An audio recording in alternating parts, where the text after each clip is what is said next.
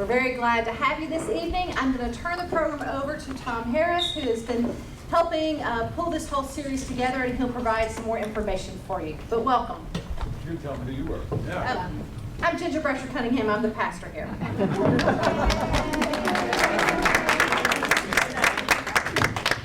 Welcome to the third event in our series on faith and the marriage amendment. We've already had keynote speakers, and last week we had the legal perspective, and tonight we're having the biblical and theological perspective. Coming up next week, we're actually having a panel of people who will be directly affected by the amendment, so you can hear their stories and hear how important it is for us to address the defeat of this amendment. And then the last night, 2 weeks from tonight, we will have Ryan Rowe from the Protect All North Carolina Families, the Faith Outreach Coordinator, and Roland Russell, who's a retired UCC minister and a volunteer on the staff with the North Carolina Council of Churches, who will help us understand what we can do to help defeat this amendment. So right now, I will turn it over to Kristin Herzog, who's also on our organizing committee, who will introduce our speaker.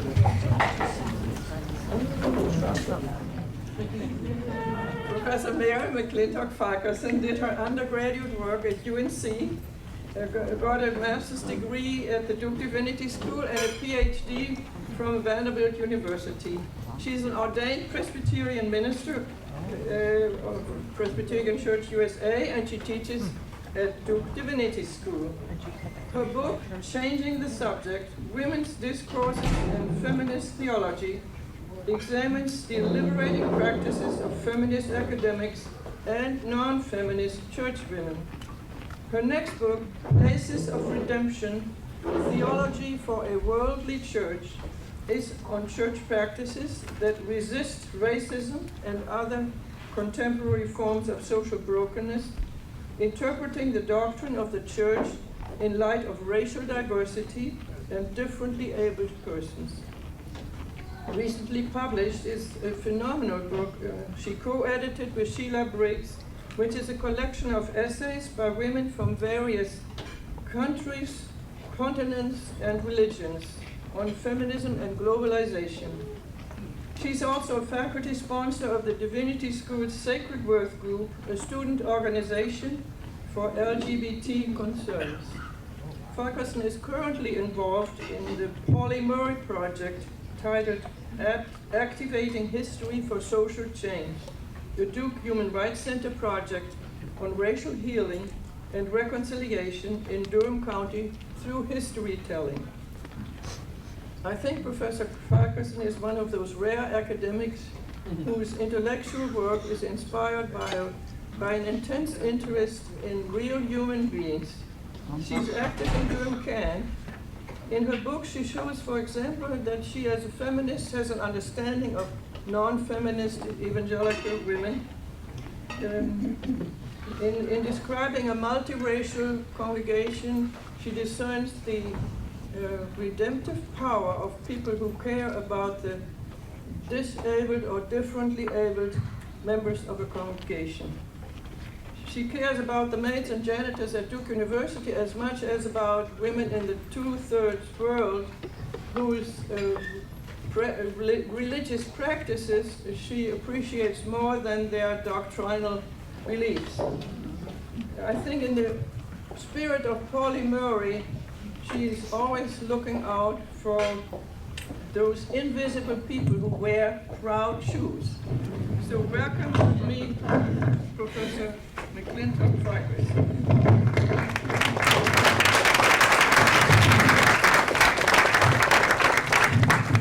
That is really nice. That is really kind. Maybe you can pass it over.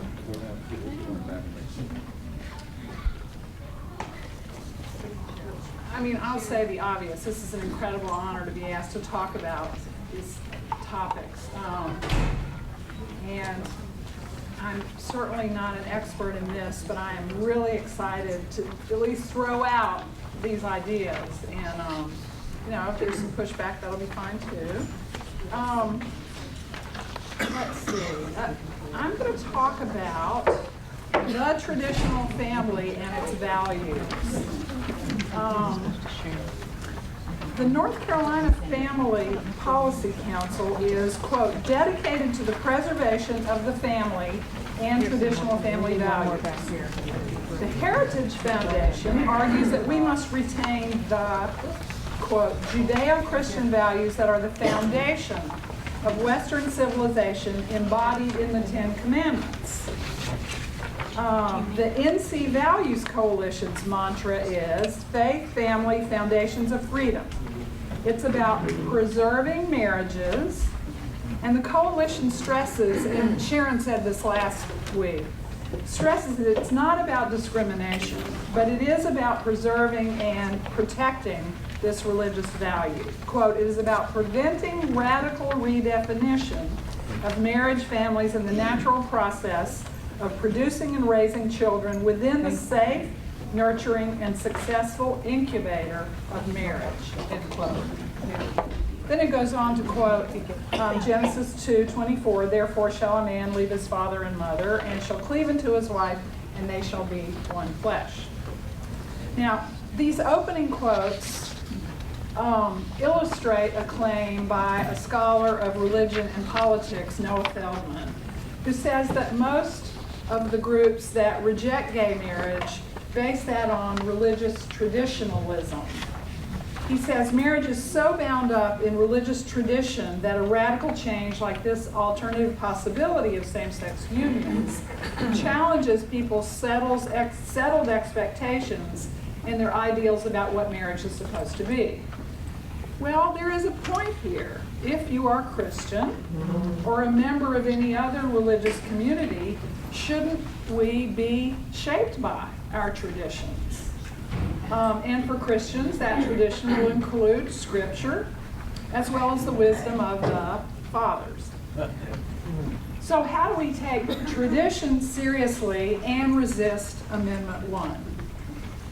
Tonight I want to take up resistance with an argument that the prominent account of traditional marriage is fundamentally at odds with compelling biblical and theological visions. Indeed, the primary good of this amendment is to try to protect, as you know, the hetero, traditional marriage, traditional family. This is dependent upon what I think is bizarre and contradictory values. Another way to put this is that this good, this end or goal, appeals to the way we never were, both historically and biblically.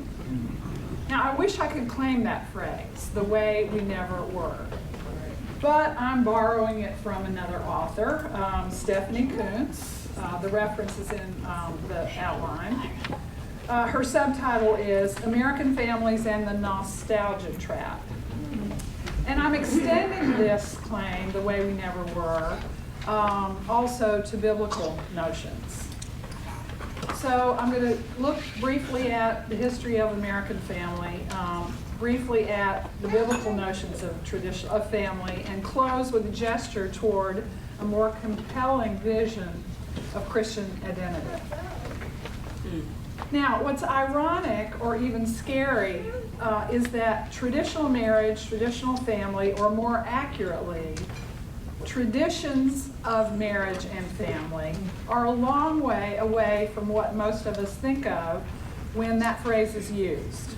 The nuclear family is what that phrase seems to connote, defined as two parents, male, female, hetero, with children, living apart from extended family networks. Now, you probably know this is actually a recent cultural arrangement. Whether it emerged in 1924, according to the Oxford English Dictionary, or 1947, according to the Merriam-Webster, the nuclear family is not the traditional family. It invokes a limited modern social entity, and while not literally the way we never were, as Kuntz put it, it certainly is the way only some of us have been in recent times, and the way most of us never were throughout human history. Now, Kuntz said that the traditional nuclear family is basically a white middle-class myth, and she accounts for that by saying middle-class whites are the predominant myth makers in our society, and because the media tends to project their views as the dominant views, including that of marginalized communities. She also thinks that it distorts the experience even of white middle class who don't completely fit this ideal of the nuclear family. Before we remember a little bit of U.S. history, I'm going to mention a significant ancient Western tradition, philosophical and theological, that had some powerful impact. Aristotle, the philosopher, in particular, defined women as, who knows? Inferior man. Misbegotten males. Misbegotten males. The view was there's one sex. I mean, you know, the idea that there are two sexes is really not an everlasting notion. One sex, but hierarchically formed. Thomas Aquinas, famous theologian, used Aristotle's view of human nature. So this did have an impact.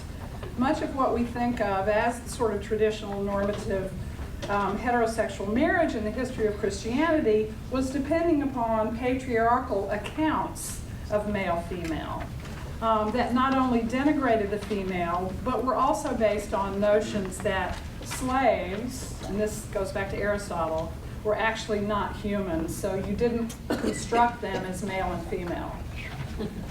But back to our country and our traditions. Now, Sharon said some of this last week, at the risk of repetition though. I'll remind you, women were officially property and didn't have the status of citizens until 1920, when we got the right to vote. And of course, being property meant something very different depending on whether you were considered to have race or not. For white women, it meant once that you married, you no longer had public ownership rights. For women of color, it meant being property. And being property meant you could be sold, raped, torn away from your husband and your children. These traditions were frequent effects of the traditional family in the 18th and 19th centuries. In North Carolina, by 1767, there were about 40,000 African Americans, most slaves. Early laws held that if caught, a runaway slave could be legally killed if they didn't immediately surrender. And of course, even if you were free, if you were African American, you were not allowed to vote, go to school, preach, etc. But back to family. Slaves had to get permission of their white slaveholders to marry. This control was crucial for upholding certain kind of family values. The family value of income for white families. And slaveholders were glad for slaves to have children because this simply meant more free labor. Owners could break up a slave family, sell the mother, the father, the children, and frequently did for this value, increasing profit. So here we have a significantly Christian nation promoting life, liberty, and the pursuit of happiness, which continued to assume that some people are fully human and others were not. Thomas Jefferson, the Declaration of Independence, liberty and equality for all, as you know, owned slaves, among other of the founding fathers. My point here, obliviousness to the other, to certain kinds of human beings, has long been a feature of our society. It's a characteristic of human nature from a theological perspective, but it is most evident in populations with power, with populations who can afford to ignore the other group's humanity, populations who can benefit from this obliviousness. I will return to this theme again. I think it's a crucial part of the argument against Amendment 1. Okay, I've highlighted race and gender, but there's also the issue of class as we look back at the American family. Traditions illustrating how limited the so-called privilege of the domestic as part of the nuclear family, how limited that access to the domestic was. For there to be a middle-class Victorian family, which idealized the nuclear family's domestic sphere, there had to be an increase in families doing low-wage labor. Idealized domesticity was not a possibility for lower-income whites or African Americans. During slavery, slave labor did free some white women from making cloth, for one example, as factories took on more forms of production, textile mills, for example. But white families also worked 12 hours a day in northern factories, also making slave-picked cotton into ready-made clothing. Now, post-slavery, African-American women have worked as domestic workers. They get paid, but very little. And also white and black factory workers have been low paid. Different category, family. The category of childhood. Before 19th century, generally children were considered small adults. There's a lot of interesting scholarship on this, not that I know all of it, but in the 19th century, childhood got redefined and extended, but not for everybody. Ironically, the Victorian era was when childhood was valued in this new way and extended, but this was also when child labor increased because of industrialization. This newly valued status was only possible for white, middle, and upper class families. In southern textile mills, for example, at the turn of the 19th century, 23.7% of the 36,415 workers were children. By 1820, half of the workers in many factories were boys and girls under the age of 11. Indeed, there was an increase, ongoing increase, in child labor the last third of the 19th century. Now, I don't know when laws actually got put into place in early 20th century that put limits on childhood labor, but my point is simply obvious. The family, the domestic sphere, and the wonderful place for children to develop was not accessible to all groups. Appealing to the traditional family as if there were only one is simply inaccurate. Plus, it's not morally compelling. Historically, the traditional family, nuclear, hetero, couple, father, a paid worker, mother and children occupying the domestic, refers only to some people.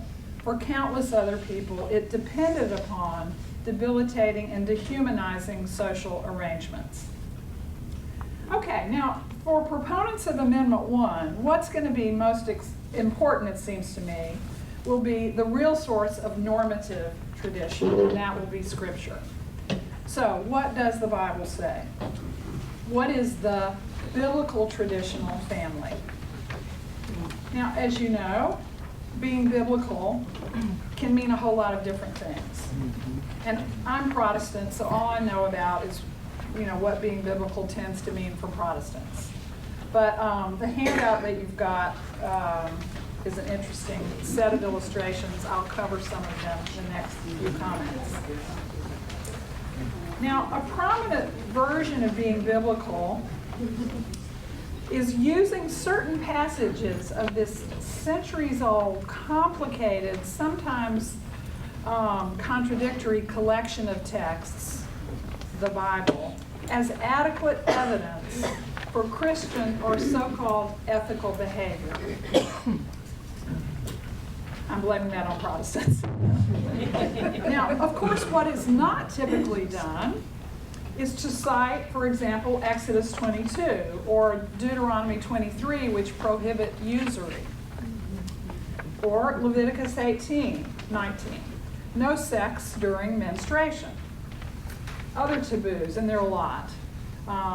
Certain kinds of haircuts, eating crawfish, requiring the sick to make animal sacrifices, etc., etc. Nor are the passages which cite that we must put adulterers to death. I have not seen that invoked in a church. In short, my point, the use of biblical passages to authorize normative behavior is very selective.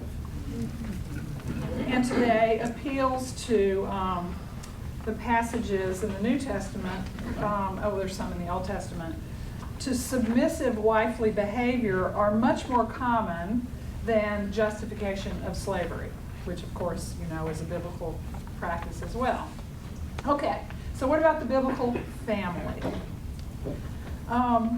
It strikes me that the primary texts that get invoked to authorize the heterosexual nuclear family in the Bible are two creation counts, Genesis 1:26 through 28, and Genesis 2:24 following. We need some biblical scholars here to flesh out all these, but you probably heard this. Therefore, a man leaves his father and his mother, cleaves to his wife, and they become one flesh. And the man and his wife were both naked and were not ashamed.